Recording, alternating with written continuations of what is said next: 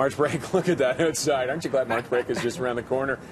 Chance for you to get away, whether it's last minute or a fabulous staycation, something like that. How about a little travel as well? You got it. We've got travel expert Barry Choi back with your March break covered. Let's start. Good morning, Barry. Good morning. Morning, Bear. We're going to start with the staycation. Yeah, you got to stay close, right? Yes. A lot of free things in the city. So a couple things like Ontario Place, there's a light show at night, bonfires, Evergreen Brickworks. You want to go out for a hike, ice skating. If you're 13 and under, you can go to Buckhead Pioneer Village for free. Those are some things, but at the same time, I also think it's totally worth checking out Toronto. And if people don't know at home, there's City Pass, which is $94 for adults and $64 for children. That's 35% off 5 top attractions in the city.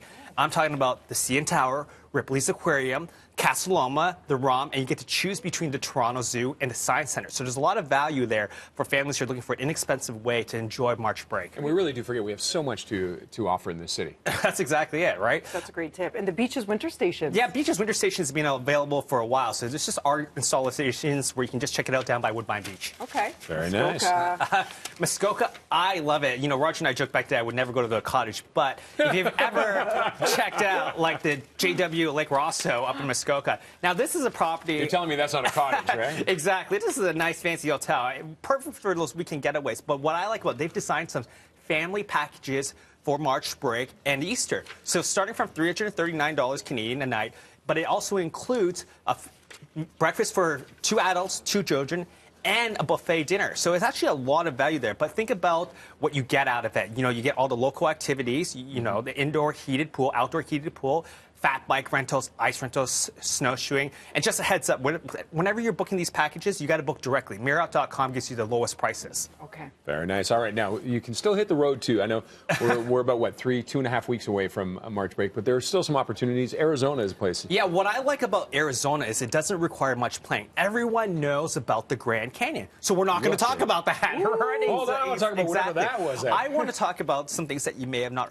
heard of. So there's the Musical Instrument Museum, which features a musical instrument from every single country in the world, which I find fascinating, cool. right? Yeah, There's also the Heard Museum, which is internationally recognized as the best museums for American Indian arts.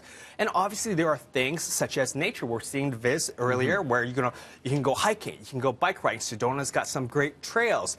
There's also some fun, quirky things. Like there's a ghost town gold mine, basically, right, where you can go in and see gunfights, reenactments, go into the old gold mines. These are towns that don't really exist anymore, but they're great tourist attractions. But also think about the value. If you're staying in Mesa, you can get better value hotels. If you want luxury, you can go to Scottsdale. And Tucson is actually a great destination because their food scene has been thriving in the last couple of years. So what you're saying is you can get outside with your family, get active, and have fun, like old school. old school ways of doing 1800s fun. Yeah, right? Exactly. Then is it better in the Bahamas? We ask you, Barry. You know, I've been seeing video of the Atlantis Paradise Island, and this to me is like a bucket list destination for many people. And you know, before we get into the details about the resort, I want to talk about their sustainability projects. And I love how this property, they really take the effort to educate people about sea life and how to coexist with the habitat, right?